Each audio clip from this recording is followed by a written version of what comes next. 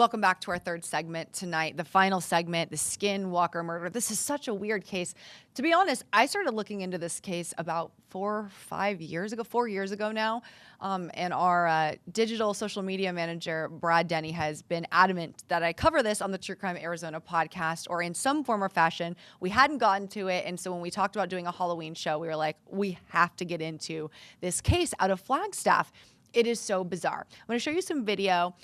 This is about the 1987 murder of Sarah Saganito. You can see her here on your screen. She was a 40-year-old mother, and she was a housekeeper at the Flagstaff Medical Center, so the hospital in Flagstaff.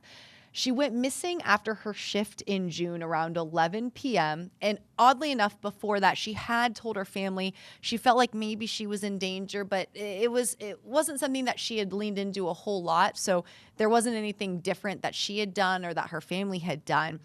But when she went missing, there was this big search for her, and her body ended up being found near a wooded area by the hospital. She was found nude, she was found strangled, and there were bite marks and lacerations on her. But the evidence was a little bit bizarre around the scene.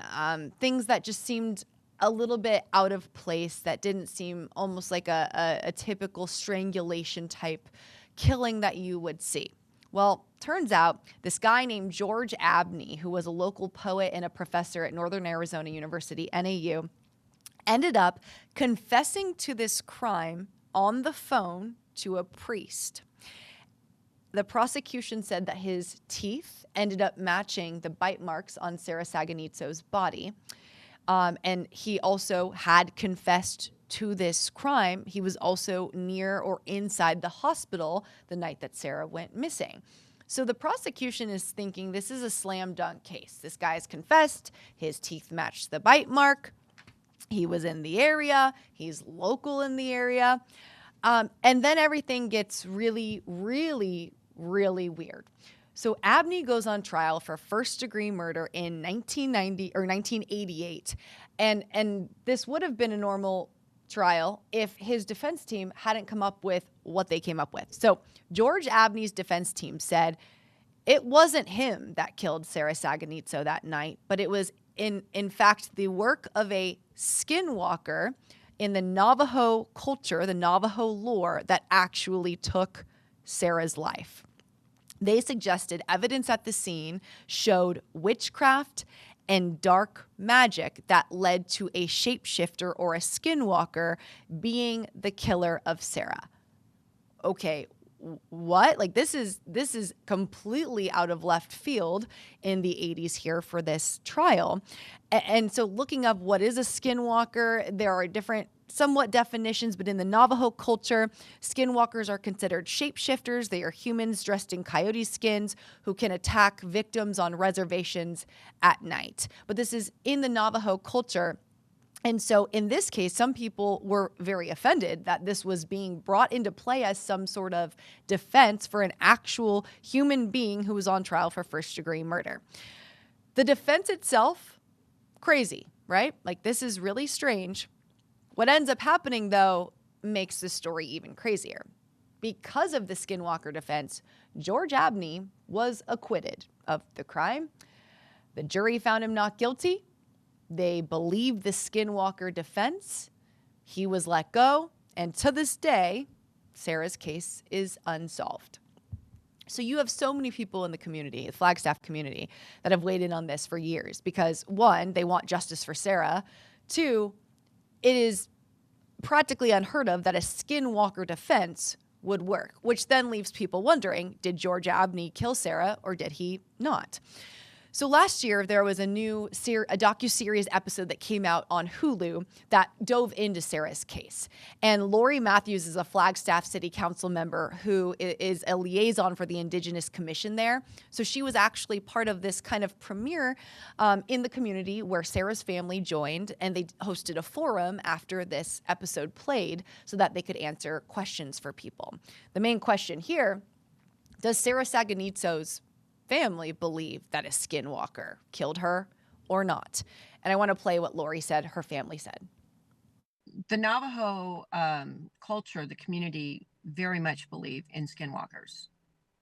But they, for whatever the evidence was that they saw did not convince them or even sway them that that was a possibility.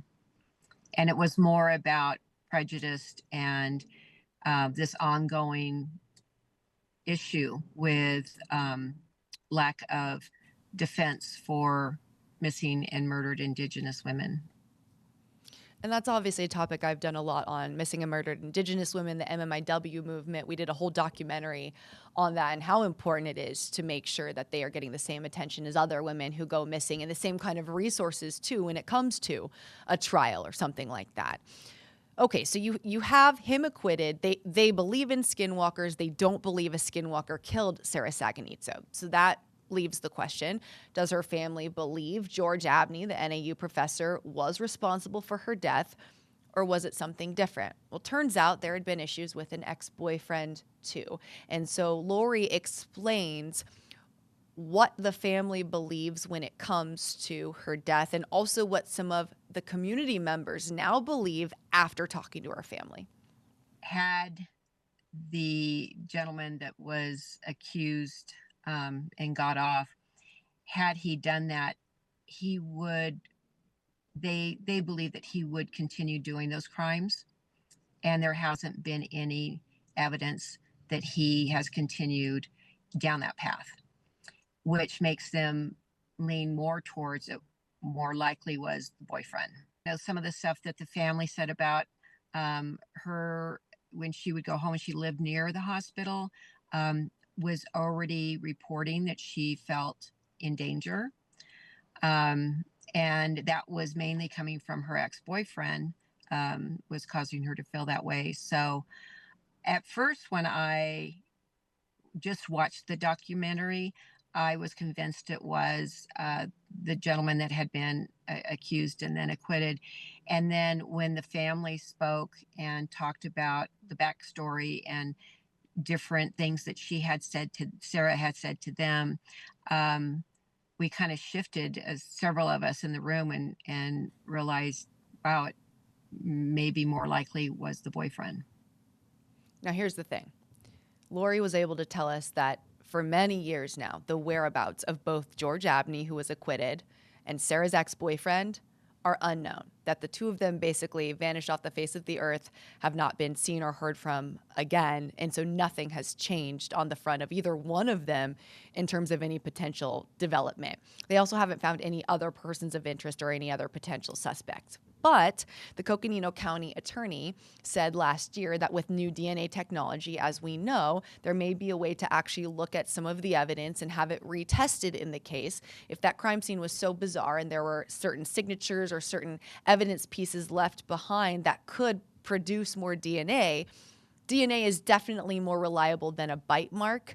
I've seen this in cases in the past. They used to use teeth and bite marks all the time to try to identify a killer, but it was never fully reliable. So if they can do that DNA testing, that would be great. We do know that the Coconino County Sheriff's Office, which is in Flagstaff's jurisdiction, has established a new cold case unit just several months ago. And so if the county attorney is already talking about Sarah's case, and now the Sheriff's Office has more resources to actually invest more time and money and resources into actual DNA testing and cold cases, this could be solvable. And because Flagstaff is a smaller community than Phoenix, there are less cold cases that are actually on the shelves in Coconino County up there than there is here in Maricopa County. So if you've got a team that's looking at a handful of cases, I have seen other northern Arizona cities and counties have solved cases because they have volunteers or units that are now dedicated to looking at those few cases that they do have. So